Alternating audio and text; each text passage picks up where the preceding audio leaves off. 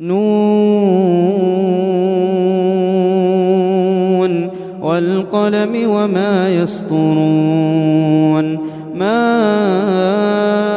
أنت بنعمة ربك بمجنون وإن لك لأجرا غير ممنون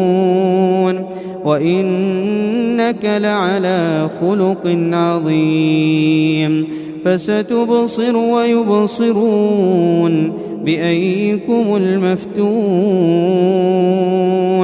إن ربك هو أعلم بمن ضل عن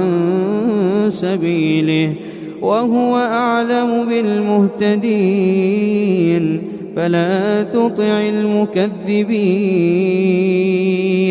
ودوا لو تدهن فيدهنون ولا تطع كل حلاف مهين هماز مشاء بنميم مناع للخير معتد أثيم عتل بعد ذلك زنيم أن كان ذا مال وبنين إذا تتلى عليه آياتنا قال أساطير الأولين سنسمه على الخرطوم إنا بلوناهم كما بلونا أصحاب الجنة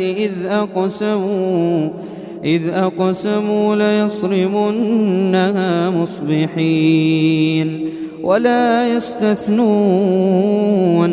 فطاف عليها طائف من ربك وهم نائمون فأصبحت كالصريم فتنادوا مصبحين أن اغدوا على حرثكم إن كنتم صارمين فانطلقوا وهم يتخافتون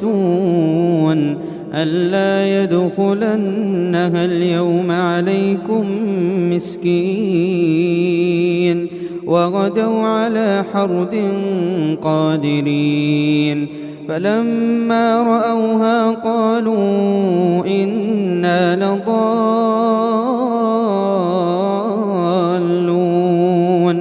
بل نحن محرومون قال أوسطهم ألم أقل لكم لولا تسبحون قالوا سبحان ربنا إنا كنا ظالمين فأقبل بعضهم على بعض يتلاومون قالوا يا ويلنا إنا كنا طاغين عسى ربنا أن يبدلنا خيرا منها إنا إلى ربنا راغبون كذلك العذاب ولعذاب الآخرة أكبر لو كانوا يعلمون إن للمتقين عند ربهم جنات النعيم أفنجعل المسلمين كالمجرمين ما لكم كيف تحكمون أم لكم كتاب فيه تدرسون إن لكم فيه لما تخيرون أم لكم أيمان علينا بالغة إلى يوم القيامة إن لكم لما تحكمون سلهم أيهم بذلك زعيم أم لهم شركاء فليأتوا بشركائهم إن كانوا صادقين يوم يكشف عن ساق ويدعون إلى السجود يوم يكشف عن ساق ويدعون إلى السجود فلا يستطيعون خاشعة أبصارهم ترهقهم ذلة وقد كانوا يدعون إلى السجود وهم سالمون يوم يكشف عن ساق ويدعون إلى السجود فلا يستطيعون خاشعة أبصارهم ترهقهم ذلة وقد كانوا يدعون إلى السجود وهم سالمون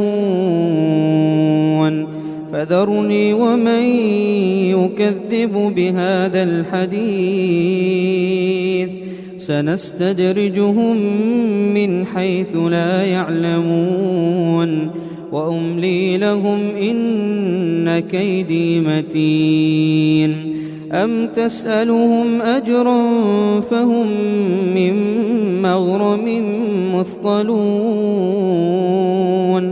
أم عندهم الغيب فهم يكتبون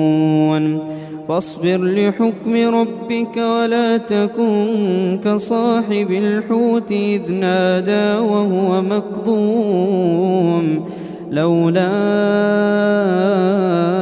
أن تداركه نعمة من ربه لنبذ بالعراء وهو مذموم فاجتباه ربه فجعله من الصالحين وإن يكاد الذين كفروا ليزلقونك بأبصارهم لما سمعوا الذكر ويقولون إنه لمجنون وما هو إلا ذكر للعالمين